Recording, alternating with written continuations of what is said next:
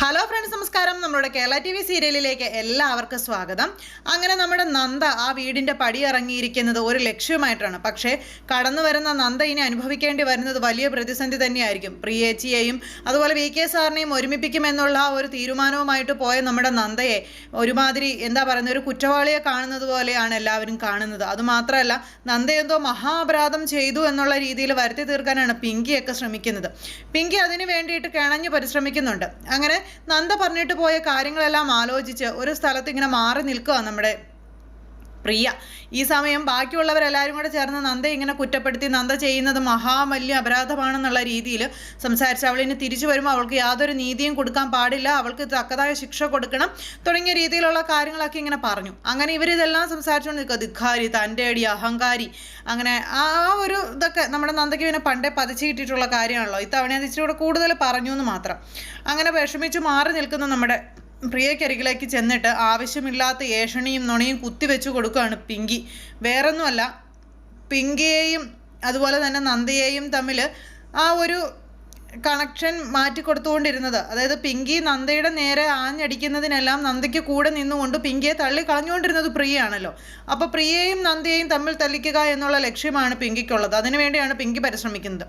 അതിനുവേണ്ടി തുടക്കം കുറിച്ചുകൊണ്ട് പിങ്കി നമ്മുടെ പ്രിയക്കരികിലേക്ക് ചെന്നിട്ട്, പ്രിയച്ചി, എനിക്ക് പ്രിയച്ചിയോട് ചില കാര്യങ്ങൾ സംസാരിക്കാനുണ്ടെന്ന് പറഞ്ഞു. വസന്ത് എന്ന് പറയുന്ന VK സാറിനെ എന്തിനാണ് ഇത്രയും നാളും അവൾ മറച്ചു വെച്ചിരുന്നതെന്നും എല്ലാ കാര്യങ്ങളും പ്രിയേച്ചിയുമായി ഷെയർ ചെയ്തുകൊണ്ടിരുന്ന നന്ദ എന്തുകൊണ്ട് VK സാറ് ഈ പറയുന്ന വസന്ത് ആണ് എന്നുള്ള കാര്യം പ്രിയേച്ചിയിൽ നിന്നും മറച്ചു വെച്ചു. പ്രിയേച്ചിയിൽ നിന്ന് ഈ കാര്യങ്ങളെല്ലാം മറച്ചു വെച്ചിട്ട് അവൾ എന്തിനാണ് വസന്തുമായി ഇത്രയും വലിയ ബന്ധമൊക്കെ പുലർത്തുന്നത്? അതിലെന്തോ ഒരു കള്ളത്തരമില്ലേ, എന്തോ ഒരു കള്ളക്കളി ഇല്ലേ? പ്രിയേച്ചിയെ കൂടെ നിന്ന് ചതിക്കുകയായിരുന്നില്ലേ അവൾ? അവളുടെ മനസ്സിൽ എന്തൊക്കെയോ നിഗൂഢമായ ലക്ഷ്യങ്ങളുണ്ട് പ്രിയേച്ചി. അതിൽ പ്രിയേച്ചിയെ ചതിക്കുക എന്നുള്ളതാണ് അവളുടെ മെയിൻ വിഷയം. അതുകൊണ്ടാണ് അവൾ പ്രിയേച്ചിയെ മറിച്ച് ഓരോ കാര്യങ്ങൾ ചെയ്യുന്നത്. പ്രിയേച്ചി അത് നോക്കിയും കണ്ടും നിന്നില്ലെങ്കിൽ നന്ദ പ്രിയേച്ചിയെ ചതിക്കും. പ്രിയേച്ചിക്ക് വലിയൊരു ദുരന്തം തന്നെ അവൾ കാരണം ഉണ്ടാകും എന്നൊക്കെയുള്ള കാര്യങ്ങൾ പറഞ്ഞു.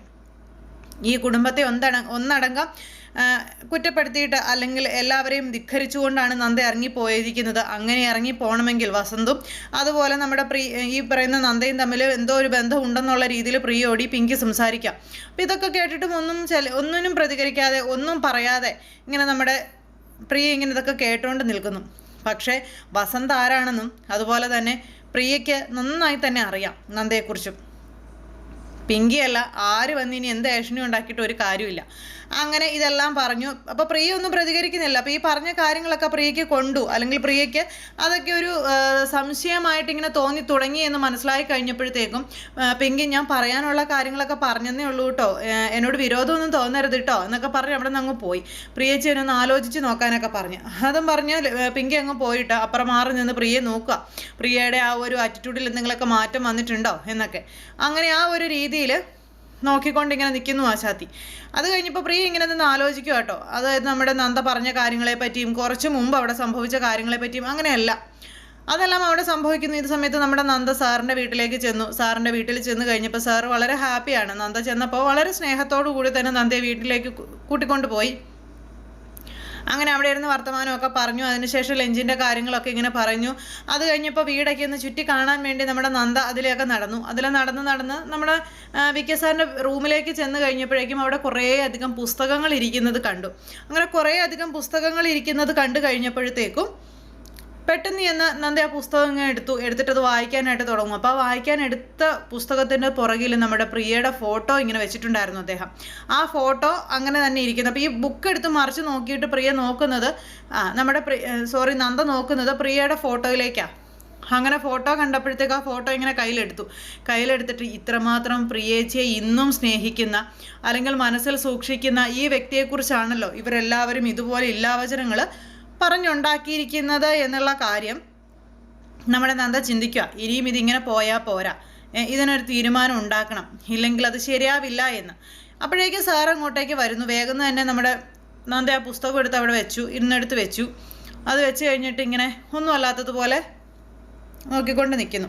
അപ്പോൾ എന്താടോ, എന്ത് പണിയാണ് എവിടെയെന്ന് ചോദിച്ചപ്പം അത് പിന്നെ ഞാൻ സാറിൻ്റെ ബുക്കുകളൊക്കെ നോക്കുമായിരുന്നു, വായിക്കുമായിരുന്നു. ഇത്രയും അധികം കളക്ഷൻസൊക്കെ സാറിന് എവിടെ നിന്നാണെന്ന് ചോദിച്ചപ്പം ജീവിതമൊക്കെ ഒറ്റയ്ക്കല്ലേടോ, അപ്പോൾ പിന്നെ എന്തെങ്കിലുമൊക്കെ ഒരു നേരം പോക്ക് വേണ്ടേ, ആ നേരം പോക്കിന് വേണ്ടിയിട്ടാണ് താൻ ഇങ്ങനെ വായിക്കുന്നതെന്നും വായനയിലൂടെയാണ് താൻ തൻ്റെ സമയം ഇങ്ങനെ കളയുന്നതെന്നൊക്കെയുള്ള കാര്യങ്ങൾ വസന്ത സാറ് പറയാം. അങ്ങനെ സംസാരിച്ച് വന്നു കഴിഞ്ഞപ്പോൾ സാറിൻ്റെ ആദ്യ ഭാര്യയെക്കുറിച്ച് സാറ് ചിന്തിക്കാറുണ്ടോ എന്ന് ചോദിച്ചു.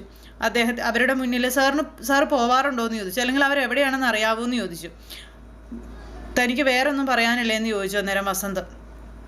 അതല്ല, സാറിന് അവരെ കാണാനൊക്കെയുള്ള താല്പര്യം ഉണ്ടാവില്ലേ, ഞാൻ അതുകൊണ്ട് ചോദിച്ചതാണെന്ന് പറഞ്ഞപ്പോൾ എനിക്ക് ആരെയും കാണാൻ താല്പര്യമില്ലെന്ന് പറയാം. അങ്ങനെ സാറ് പറയരുത്. സാറിൻ്റെ മനസ്സിൽ ഇപ്പോഴും അവർക്കൊരു സ്ഥാനം ഉണ്ടെന്നുള്ള കാര്യം എനിക്കറിയാം. സാറിന് അവരെവിടെയാണെന്ന് അറിയോ? അറ്റ്ലീസ്റ്റ് അവരുടെ നമ്പറെങ്കിലും സാറിൻ്റെ കയ്യിലുണ്ടോ? നമ്പറൊക്കെ ഉണ്ടോ, പക്ഷേ എന്നെ വേണ്ടാത്തവരെ ഞാൻ എന്തിൻ്റെ പേരിലാണ് വിളിക്കുന്നത് എന്നിങ്ങനെ ചോദിച്ചപ്പം സാർ അങ്ങനെ ഒരിക്കലും ചിന്തിക്കരുത്. ഒരുപക്ഷെ സാറിൻ്റെ ഒരു വിളിക്ക് വേണ്ടി അവർ കാത്തിരിക്കുകയാണെങ്കിലോ, സാറിന് ഇപ്പോഴും മനസ്സിലിട്ട് അവർ ജീവിക്കുകയാണെങ്കിലോ സാറിന് ഒരു കോള് അവരെ ഒന്ന് വിളിച്ചൂടെ, അല്ലെങ്കിൽ അവരോടൊന്ന് സംസാരിക്കാനൊന്ന് ശ്രമിച്ചൂടെ? നിങ്ങൾക്കിടയിലുള്ള പ്രശ്നം എന്താണെങ്കിലും ആ പ്രശ്നം ആ ഒരു ഒറ്റ വിളിയോടെ അല്ലെങ്കിൽ ആ ഒരു സംസാരത്തോടെ അലിഞ്ഞു പോയില്ലേ സാർ? സാറിന് അങ്ങനെ ഒന്ന് ചെയ്തൂടെ എന്നൊക്കെ നമ്മുടെ നന്ദ ഇങ്ങനെ ചോദിക്കുന്നു. നന്ദ ഇത് ചോദിച്ചപ്പം വി.കെ. ആണെങ്കിൽ അതിനൊക്കെ എതിർത്താ സംസാരിച്ചത്. പക്ഷെ ഉള്ളിൻ്റെ ഉള്ളിൽ എവിടെയോ, അദ്ദേഹത്തിൻ്റെ ഉള്ളിൻ്റെ ഉള്ളിൽ എവിടെയോ ആ ഒരു ആഗ്രഹം കെട്ടിക്കിടപ്പുണ്ട്. പക്ഷെ അത് അറിഞ്ഞ് നന്ദ സംസാരിച്ചപ്പോഴേക്കും നന്ദയോട് കൂടുതൽ ഇഷ്ടവും വാത്സല്യവും അങ്ങനെയൊക്കെ അദ്ദേഹത്തിന് തോന്നണം. അപ്പോഴും നന്ദ ഈ കുടുംബത്തെയാണെന്നും പ്രിയയുടെ അനുജത്തിയാണെന്നുള്ള കാര്യങ്ങൾ അദ്ദേഹത്തിന് അറിയില്ല. അപ്പോൾ താൻ ആ വിഷയം വിടുക, ലഞ്ച് റെഡി ആയിട്ടുണ്ട്, വരാൻ പറഞ്ഞു. അങ്ങനെ നിർബന്ധിച്ച് നന്ദയെ വിളിച്ചുകൊണ്ട് പോകണു. അവർ രണ്ടുപേരും കൂടി ഇരുന്ന് ഭക്ഷണം കഴിക്കുന്നു. അപ്പോൾ അങ്ങനെ ഭക്ഷണം കഴിച്ചുകൊണ്ടിരിക്കുമ്പോൾ എത്ര കാലമായെന്ന് അറിയാവോളൂ എൻ്റെ കൂടെ ഇതുപോലെ ഒരാൾ ഈ ടേബിളിൽ ഇരുന്ന് ഫുഡ് കഴിച്ചിട്ട്.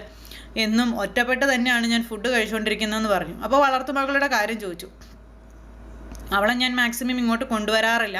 അവൾ വന്നു കഴിഞ്ഞിട്ടുണ്ടെങ്കിൽ എൻ്റേതായ ഒരു സ്വാതന്ത്ര്യം എനിക്ക് ഉണ്ടാവില്ല. അവൾ എല്ലാത്തിനും വിലക്ക് കൽപ്പിക്കും. അതുകൊണ്ട് തന്നെ ഞാൻ അതിനൊന്നും മുതിരാറില്ല എന്ന് പറഞ്ഞു. അതുകൊണ്ട് തന്നെ എന്നും ഞാൻ ഒറ്റയ്ക്കാണെന്നും. അങ്ങനെയൊന്നും സാറ് പറയരുത്, ഇടയ്ക്കൊക്കെ മോളെ ഇങ്ങോട്ട് കൊണ്ടുവരണ്ടേ, എങ്കിലല്ലേ സാറിനൊരു കൂട്ടാവുകയുള്ളൂ എന്നൊക്കെ ചോദിച്ചപ്പം എൻ്റെ കൂട്ടൊക്കെ എന്നേ നഷ്ടപ്പെട്ടു പോയതാണെന്നൊക്കെ അന്നേരം വി.കെ. ഇരുന്ന് പറയാം.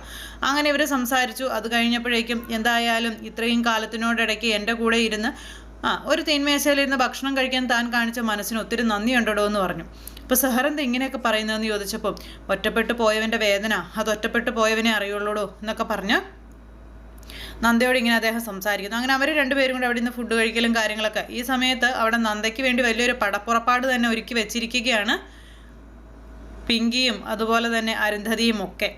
അങ്ങനെ എല്ലാവരെയും തകർത്തുകൊണ്ട് നമ്മുടെ നന്ദ ആ വീടിൻ്റെ പടി ഇറങ്ങുമ്പോൾ പിങ്കി കിട്ടിയ അവസരം മുതലെടുക്കുക. പക്ഷേ എവിടെയും അങ്ങോട്ട് വിജയിക്കാൻ പറ്റുന്നില്ല പിങ്കിക്ക്. കാരണം പിങ്കി ഉഡായിപ്പിൻ്റെ ഉസ്താദാണെന്നുള്ള കാര്യം അവിടെ എല്ലാവർക്കും അറിയാം, പ്രത്യേകിച്ച് നമ്മുടെ പ്രിയയ്ക്കൊക്കെ. അപ്പോൾ അങ്ങനെയൊക്കെയുള്ള ഒരു സിറ്റുവേഷനും കാര്യങ്ങളൊക്കെ കൂട്ടിയിണക്കിക്കൊണ്ടാണ് നാളത്തെ നമ്മുടെ കഥ വരുന്നത്. അപ്പോൾ എല്ലാവരും കാത്തിരുന്ന് കാണണം.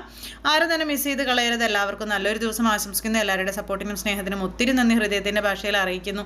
അടുത്ത സൂപ്പർ ഹിറ്റ് കഥയുമായി കാണുന്നത് വരെ എല്ലാവർക്കും നന്ദി. See you again. Take care. Bye by.